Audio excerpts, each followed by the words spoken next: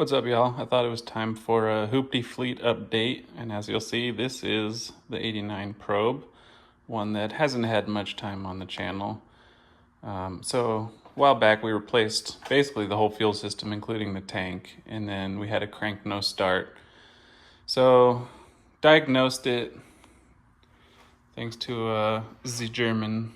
The fuel pressure was tested with a new kit to test that, and it worked. We had pressure, basically had pressure coming in, but we couldn't test how much pressure we had at the rail. So unless I basically either need to get an adapter for that right there to test the pressure at the rail, but the only part of the fuel system that we never changed out was this little guy right here, the fuel pressure regulator. So I'm probably going to go ahead and replace that just for peace of mind, and it'd be nice if that's actually the reason that it's not getting fuel past the injectors. We also used Noid lights to test the injectors to make sure they were receiving signal, and they were all pulsing. So this car is on its way to running again. This car finally has new tires. I'll drop a image in of the condition of the old tires. Ended up going with some General G-Max RS. Apparently these are pretty good summer tires without spending big dollars.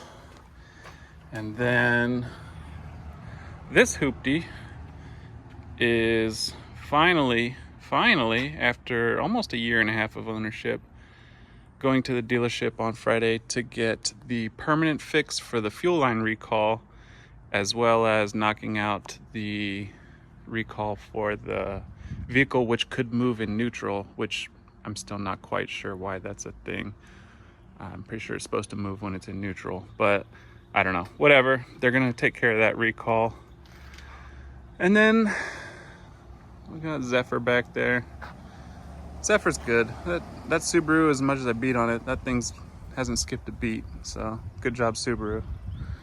Got another time attack coming up in about a week or two. So ready to get back out there with that one. And as some of you know, this happened to my Mazda.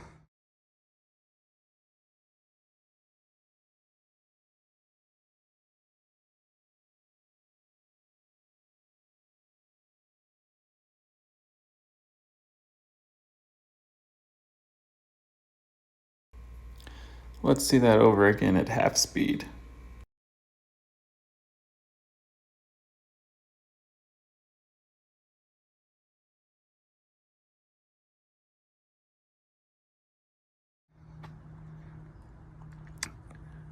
So now we can welcome